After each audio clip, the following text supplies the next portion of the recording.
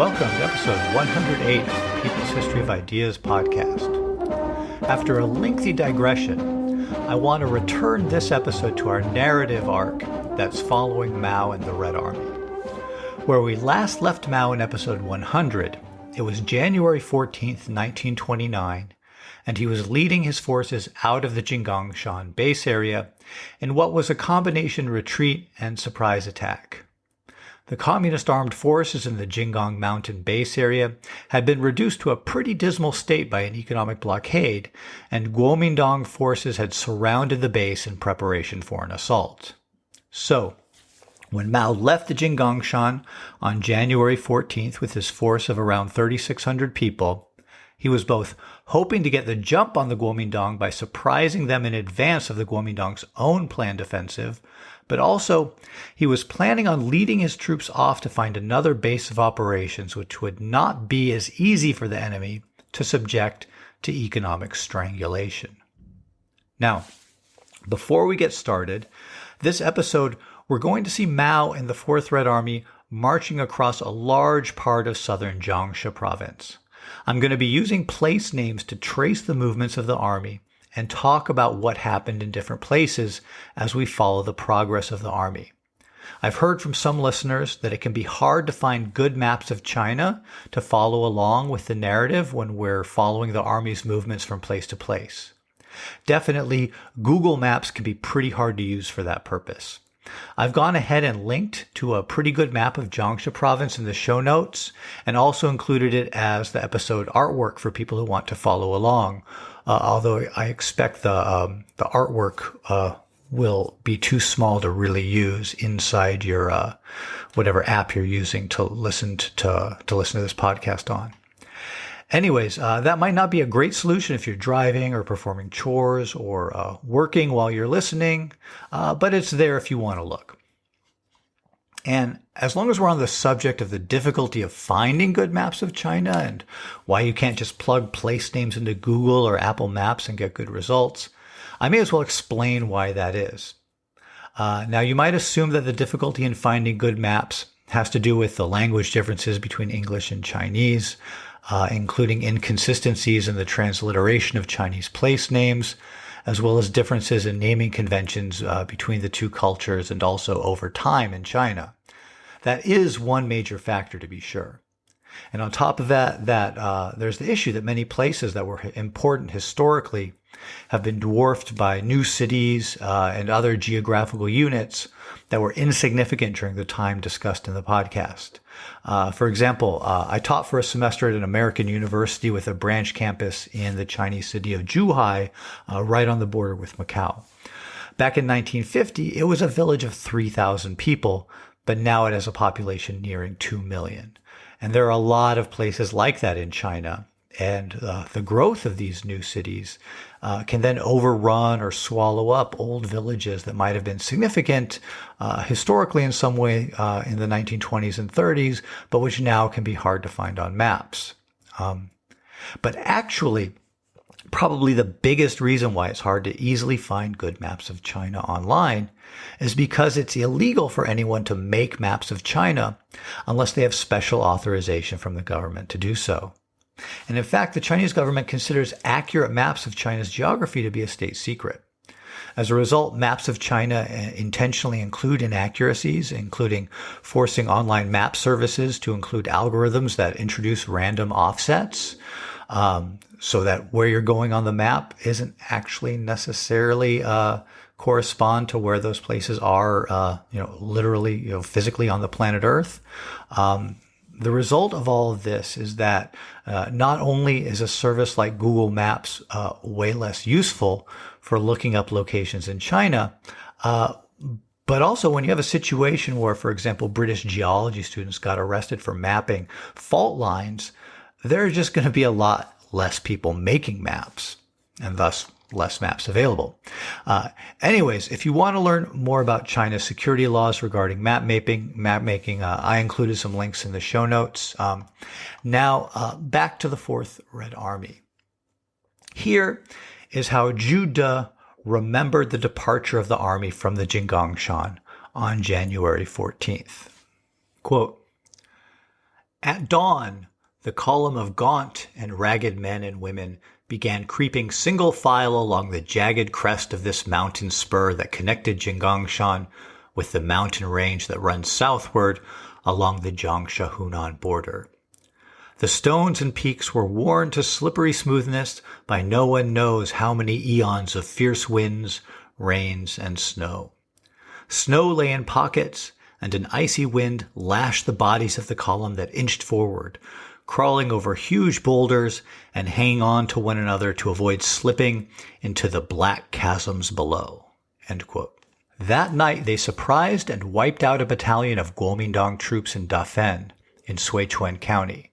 With this victory, the communists broke through the blockade and began what would be only the first of many forced marches that they would make over the following months, covering about 45 kilometers daily.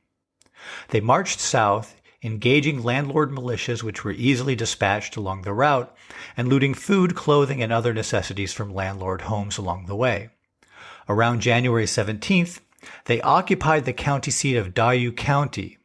Here, the communists stopped to regroup and to try to mobilize the masses in the area. At some point during the second half of January, Mao wrote an interesting short piece titled "Notice Issued by the Fourth Army Headquarters of the Red Army," which was intended to quickly convey a sense of the politics of the communists, the political situation in China, and the need for revolution in a popular form.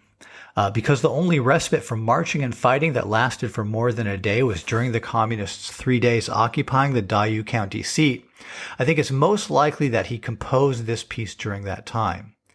It was written in the form of a poem, with each line composed of 4 Chinese characters in order to make it easy to remember.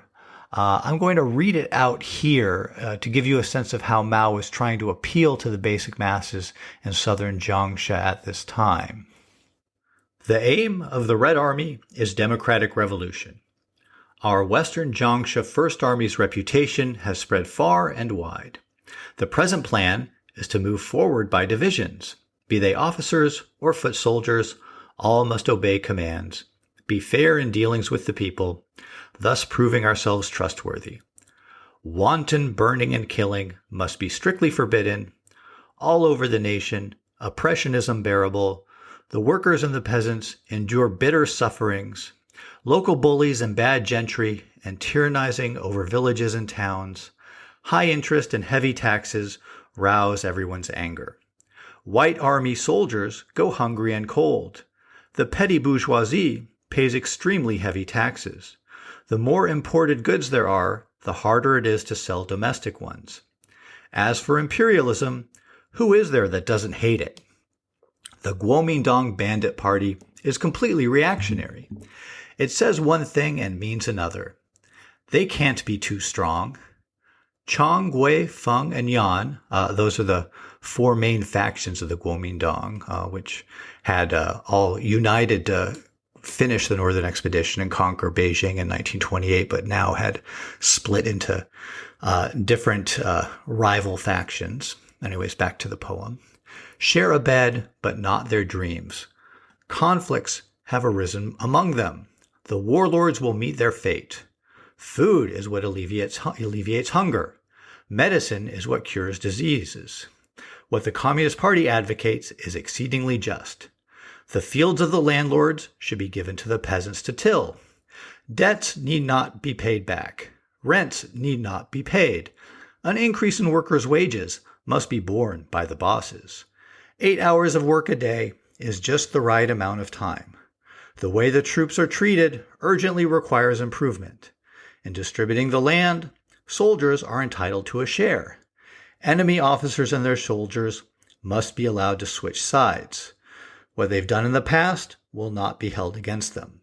The method of progressive taxation is by far the most suitable. All exorbitant taxes and levies must be thoroughly swept away. As for merchants in the cities, they have hoarded bit by bit. As long as they are obedient, the rest does not matter. The treatment meted out to foreigners must be exceedingly strict. Their factories and their banks must be confiscated and taken over. Foreign investments and foreign debts, all are declared null and void. Foreign troops and foreign ships are not allowed to enter our borders. Overthrowing the big powers will bring joy to everyone's heart. Overthrowing the warlords means a thorough purging of evil. Unifying the whole of China is reason for the nation to rejoice. As for the Manchus, Mongols, Hui, and Tibetans, they will determine their own statutes. The Guomindang government is nothing but a pack of scoundrels. Uniting to get rid of them, we thoroughly purge the corrupt regime. The workers and peasants of the entire nation are swift as the wind and powerful as thunder. The day when we will seize political power is not far away. The success of revolution depends on the popular masses alone. Let this be proclaimed on every hand, and everyone be roused to action. Commander of the Army, Zhu De, Party Representative, Mao Zedong. So this short poem could be memorized by propagandists with the Red Army and who went out and talked to peasants along the way when that was possible, like what the Red Army was trying to do during its 3 days occupying Dayu County. And it kind of quickly encapsulated a lot of the political positions of the Communist Party. Anyways, the Communists could only hang on for 3 days in Dayu. The Guomindang was in hot pursuit, and the Communists were at a disadvantage.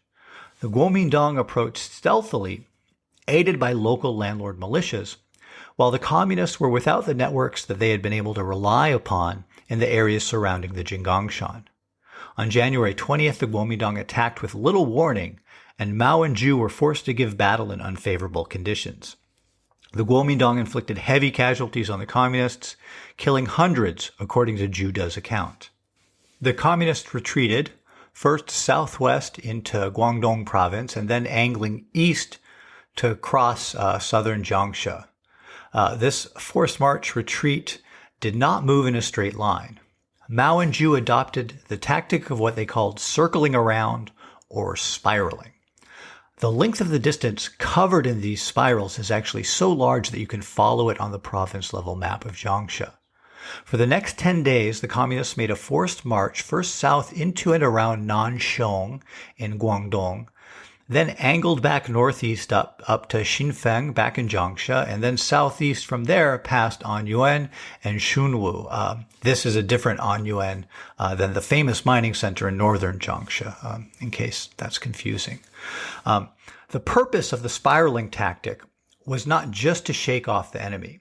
Rather, the idea was to use the tactic to string out or spread out the enemy's forces, dispersing them so that they could be outmaneuvered, and so that the Communists could then rely on their own speed and maneuverability to concentrate their own forces and wipe out isolated portions of the enemy army and regain the initiative when the opportunity arrived. Although it would take some time for that to happen. Initially, though, the Communists were finding this very difficult, especially since they could not rely on getting intelligence and aid from the local population the way they had back near the Jinggangshan base area.